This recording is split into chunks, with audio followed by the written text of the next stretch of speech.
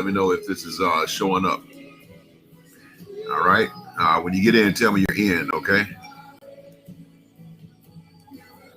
Incredible. Incredible. Bring it in. Bring it in. Bring it in. Bring it in, y'all. All right. If you could see me, because I tried to go live just on the amazing church deal only, but it wouldn't let me. So talk to me. Tell me if you're with me, and tell me what you see. Are you watching from Facebook? Are you watching from YouTube? Are you watching from Amazing Church? Watching from Derek Golden? Let me know what you see. All right. Actually, I'm gonna go in here and see what I see. Y'all, come on. Let's have a healthy conversation tonight. Um, November 3rd is this Tuesday. It's gonna be a powerful day, and we're gonna have one heck of a conversation. This is Sunday night. This is really going on. This is really happening. All right. Let's see. Let's see. Oh, I absolutely love Ilya Golden, y'all. All right. Let's see. Conversation. This is all right. Night. This is really. So I'm on there. This is really. You see me on Facebook? Good stuff. All right. Good stuff. Let's see. Well, let's talk about it, y'all. Let's talk about it. What do we really have going on? Okay. What we really have going on. Hey, Miss Angela, love you. Hey, Mama Renee. Absolutely appreciate y'all. Let's talk a bit about what we need to see happen. Okay. We need to see everybody going to the polls, and I'm going to go from here, and I'll probably go on to IG, but I want to get this recorded here so you guys know where we stand. In the theological debate and the argument and the concern, the conservative versus the liberal, on what to do, how to vote, and what should we be voting for, who we should be voting for. I wanted to be known for you from my perspective that you got to vote. It's not an option to vote. We can use the historicity of the moment and realize the fight that took place, especially for the African American community, for us to be able to vote, especially for women in general, white, black, and indifferent, women being able to vote.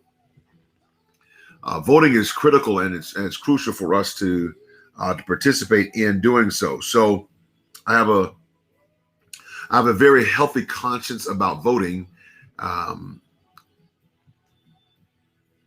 And so I want to know that you guys are wanting to vote, that you're willing to vote, and in particular, if you would, for our age groups, the millennial group grew up with an environment or a thought process that's different than what the Generation X, the generation baby boomers before that.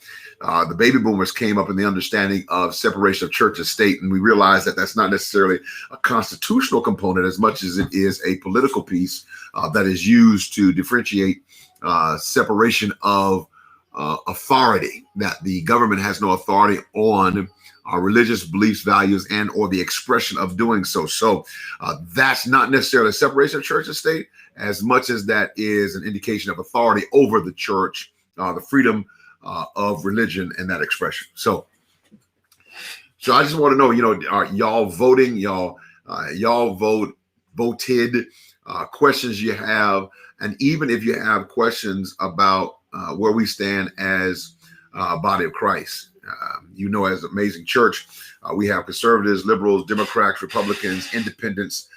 We have everything at our church, and so I don't have to walk a fine line. I'm not limited by that at all. I'm free in Christ Jesus because I have a theological approach. I have a believer's approach, a Christian approach towards voting, which is why I'm independent. I'm not Democratic or Republican because as a believer, we should be the litmus test for both parties, not necessarily the landing spot and or the representation for either party. So with that in mind, that's my effort. That's what I want to see. That's what I want to get done. I want to see us voting, and I want to see, okay, and let me address that. In the baby boomer generation, what seems to be the bell cow that has carried on through in terms of the evangelical community, the Christian community, believers at large, is the idea or the thought process of being pro-life versus pro-choice. And my argument, I don't have an argument. My position on that is that we've got to be more than pro-birth when it comes to pro-life. We have to be pro-life as it pertains to people, period. If I emphatically believe that a child should be born because they don't have a choice in the matter, then I also, because of my religious beliefs, I believe that based on thou shalt not kill, then I also have to have a fundamental resistance to the death penalty. I have to have a fundamental difference between or against hunger and poverty and healthcare, because those are all particularly issues that are close to life and or death, or the quality of life there. All right. So with that being said, hopefully that's where you are. That's where you are, that you see also that this is not just a matter of one or two things, but this is a matter of multiple things. In my generation, the generation after that, generation,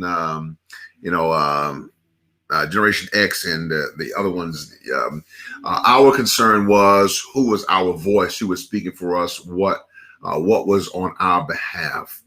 And it's hard to say on either party, because both parties that are the main parties, they have things on both sides that are good for us, and things that are on both sides that could also cause us to be compromising in our approach towards what we say we believe. Okay. Secondarily, in the generation, especially the millennial generation, the church doesn't have a voice in the vote because of how the church is being seen and or viewed, if you would, in their eyes. And so some are sold out to the church and love the church. Some have a disdain for the church and are against it because the church has the reputation of being salacious, being a fake, hyped on. All they want is your money. The preachers stealing the money, or they're hoeing, or this gospel is not real. This is a slave gospel, Hebrew Israelites, and all the different changes of the Moors and different things of that nature. So that historical value of it, or the gospel here in the West is Protestant Catholics,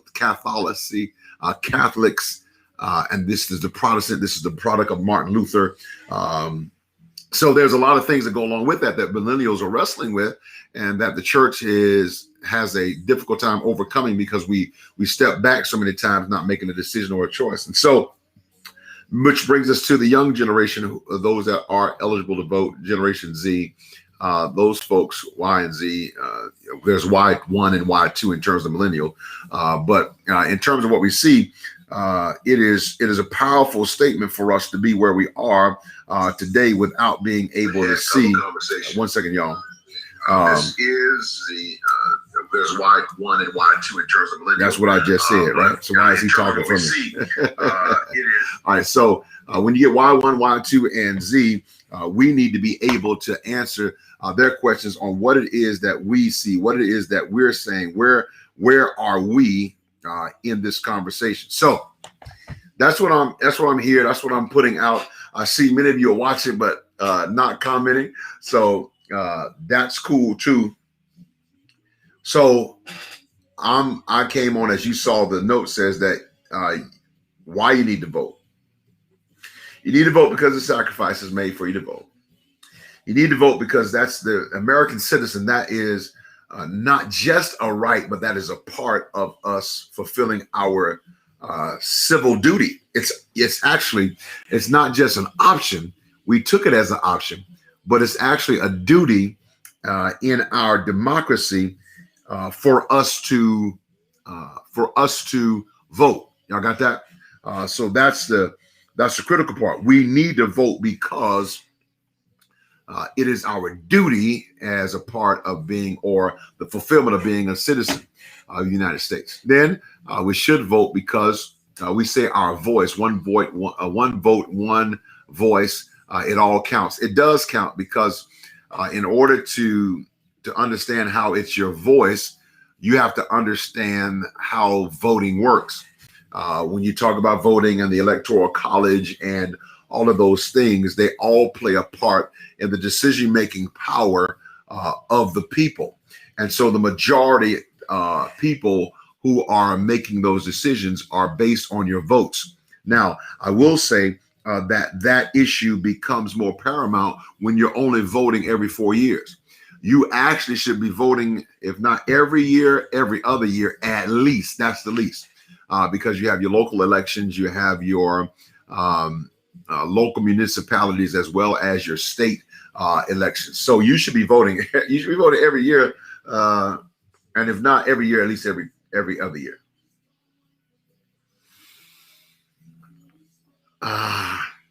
Who to vote for? I'm gonna tell you who to vote for. I'm gonna tell you who to vote for. Now you're saying, how you gonna tell me who to vote for? Well, I'm gonna tell you who to vote for because I think you should have biblical principles on in why you vote. Now let me hit this one right up front, real quick. Voting with a theological perspective, understanding biblical principles. Voting with that in mind, family. The moral presentation you cannot just do based on outward expression alone, although the fruit is critical. It's critical. But you also got to determine which fruit you like. Some people like certain kind of fruit over other kinds of fruit. Y'all see that? Y'all understand that? So how to make that sense, bring that home. Morality. If I were to take behavior, we could say one party has a problem with behavior. If I were to take biblical endorsement, we would say another party has a total problem with biblical endorsement. And that's two totally different parties. And then you find Independent Party, Green Party, all of these parties with specific agendas of which we don't really fully understand the agendas of these parties. So how are you going to tell me who to, you told me I need to vote. It's my responsibility. It's my duty, civic duty. And then it is a right that has been paid for with the blood of others. So you got to vote. You got to vote. To say that you're not voting because it's your prerogative, I think is arrogant. I also think that it is selfish for you not to vote, and selfish in the fact that you're saying that you're leaving it up to others because you don't believe, which is a reflection internally. You don't have a good view of yourself, and so you're projecting that onto your vote. Now your vote is not counted, and to you it doesn't matter when it really does. All right. So who to vote for? We talked about morality, and morality on either side is an issue. It's an issue on either side because they're political. They're not necessarily moral. But who you should vote for should hinge on the position that you want to see, the things and policies that you want to see enacted. We're so focused on the personality that we've overlooked the policy.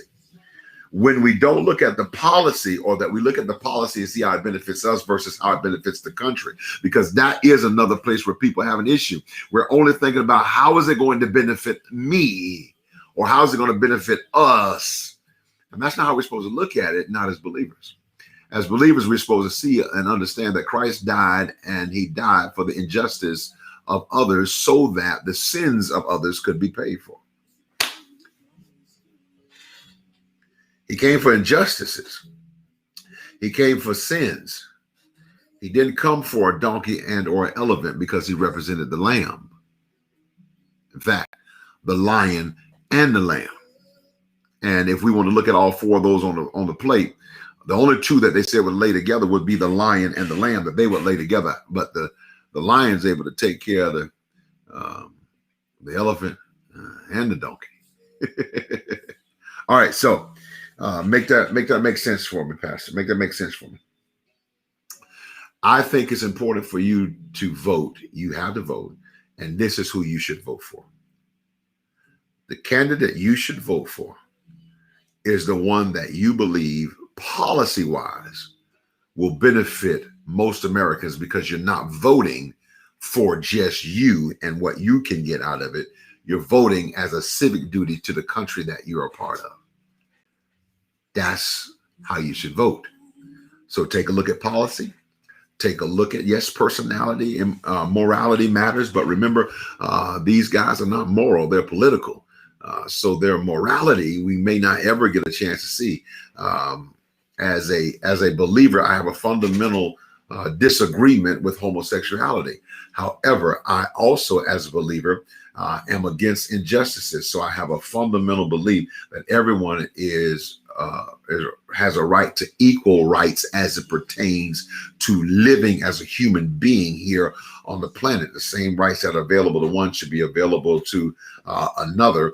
That's equality, not necessarily equity and or morality. That's just equality. Y'all got that? All right. So I also think that as a believer, we're not to endorse immorality, which is where in the previous administration, some people even walked away because I mean, listen, I'll never forget, I believe it was 2012. 2012 or just a little bit before that. Man, I'm totally against some of the policies of President Obama. But when you look at President Obama as a moral man and a just man, I believe that he very much was. When you look at President Trump, you see an immoral man. However, I do believe that some policies were enacted that were beneficial for us as Americans, and some that were not. You look at Joe Biden. I believe that he presents morality. However, because of his political position, he's had to retract and apologize for things that during the political time they were applicable and appropriate. But now in today's environment, because politically they are not correct, he's changing. So that to me is a waffle. All right. So we have on both sides of the coin situations with Vice President-elect, Vice President candidate, that's a better way, candidate Kamala Harris. I have an issue with her policies while she was Attorney General of the state of California. However, I also love the fire that she has because I believe based on the policies that were in place, you got to change the policy, you got to change the laws in place. She did an excellent job of execution, which would not benefit many of the people of color, because many of the laws and policies are not written for us, and they don't support us. Hold on a second, y'all. All right. So with that being the case, I just told you that November 3rd is Tuesday. You got to vote. You got to vote. Man, you got to vote. It's your civic duty. It's your responsibility. Be responsible. Be responsible. All right. And not only that, also, I just told you who to vote for. I told you look for the candidate that has the policy that benefits the country the best and the most, and vote for that candidate. Make sure that you know what you're doing, and not just doing something, because the trick of the enemy is to get you caught up in personality and ignore policy and how those policies will affect. Because I mean, I'm just going to go to the 94 crime bill, which is on the conversation squawk box right now. The reason why even folks like us that were in the hood, y'all get this. Y'all can make comments if y'all want. Come on. I don't know. Did I stop y'all from making comments? Folks in the hood, like the hood I grew up in St. Petersburg, Florida, crack was crazy, taking over stuff, and people were doing crazy things to get it. And so we were all for it. Democratic and Republican, those in the House and the Senate, we were all for passing that bill because we needed to do something about the streets. We needed to do something about the death. We needed to do something about the crime that was rising, and then it was becoming increasingly violent. So we understood what was going on, and we didn't have an answer. And so this crime bill made people think again about the actions that they were taking. 1 second, y'all. All right, y'all feel me? Y'all feel me? So things change over time. They change over time. All right, so that's what I have for you. I just told you the vote. I told you who to vote for. Make sure you go out and do it on, if you haven't done it already. And God bless all of you that voted. We had a push, and I believe that we surpassed the push of people voting. People voted early. So let's kill this animal, y'all. Let's kill this thing. Don't shrink back. Those of you that are older, talk to your kids, talk to your grandkids, talk to your friends, those of you that are watching, and challenge them to be a participant and exercise their civic responsibility and duty to vote, and then tell them who to vote for. And who should they vote for? They should vote for the candidate that they believe who has policies that are going to benefit us as Americans, and not just a swath and or a piece of America, or just what it's going to do for me, but what is it going to do for the country that we have to live in and the country that we have to raise our children in. If you're a young person and you don't vote because you feel like your voice doesn't matter, you have abdicated your responsibility, and you have just told someone else that they have the authority to speak over what your family life, what your children will be. And especially with laws that are enacted now for the next 4 years, things that are enacted now will have a lasting effect for at least 12 years. That's kind of how that thing works. Okay. So make sure y'all go out and get it now. All right. That's what I wanted to say to you tonight. I love you. I pray that y'all not just quiet because you're quiet, but you're quiet because you're listening. All right, do me a favor. If you're watching, send up the hearts, send up the thumbs up, and tell me that you got it. You don't have to make a comment. Just send up those components. Let me know that you got it. All right. I want to know that I'm communicating with you. Send it up. Send it up. Somebody send something up. Somebody send one up. Send one up. You're gonna send one up. At least send one up. All right. That's what I needed. That's what I needed. That's what I need. Y'all were quiet. Y'all are quiet, boy. Yeah, Denise, listen. I just felt like I had to do so to say what my real position is, so nobody could say that we didn't give them any instruction. Well, it's not for that. It wasn't for that. It was so that I could express my position on the present election and how to do it, and not waffle as a leader in the gospel, and tell you truly what the gospel says.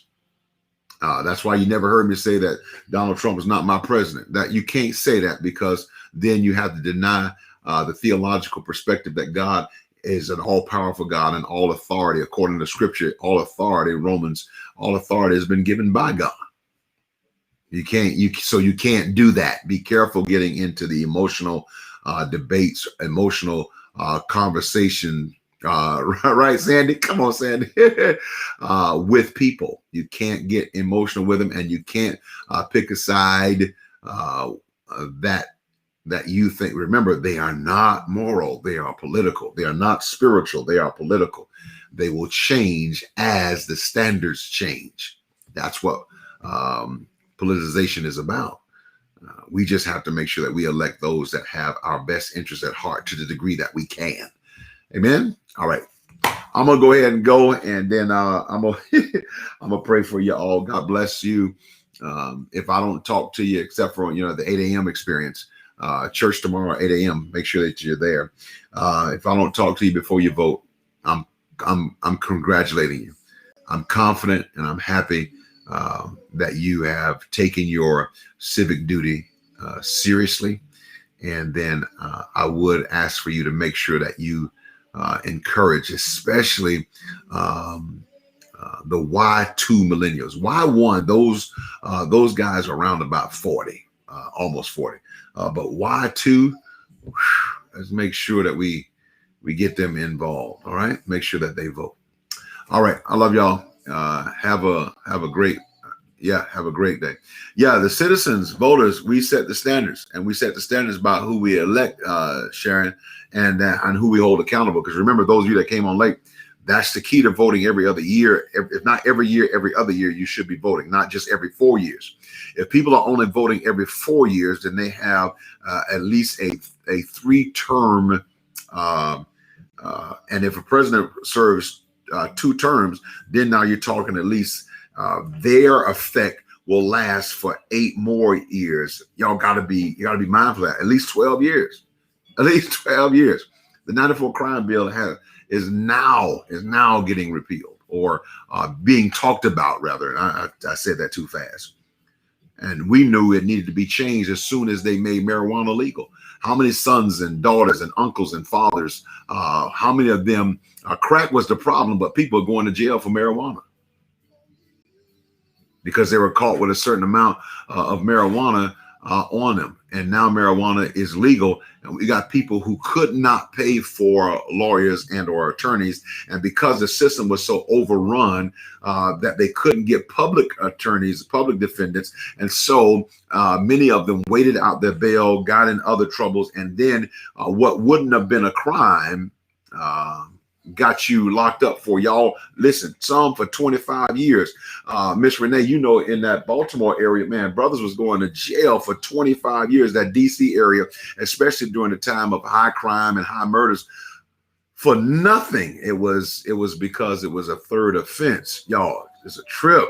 That stuff was a trip. And I lived to watch some of that go down. I even came up in the period of time when making 19 was a big deal, because so many people in the hood was dying way before that. There was even a hip hop song released called 19. Lord have mercy, y'all. So with that, I'm gonna hit y'all back, because man, I this phone call just keep coming, right? Right, you had to fight for it, Mr. Renee. We had to fight for that thing. That was a big deal, and not fighting for it, man, put us in a terrible position. So yeah, I love y'all. I appreciate you. Let's get this vote out. All right, go knock it out. Y'all be blessed. Let me handle this phone call for this boy. Really get in.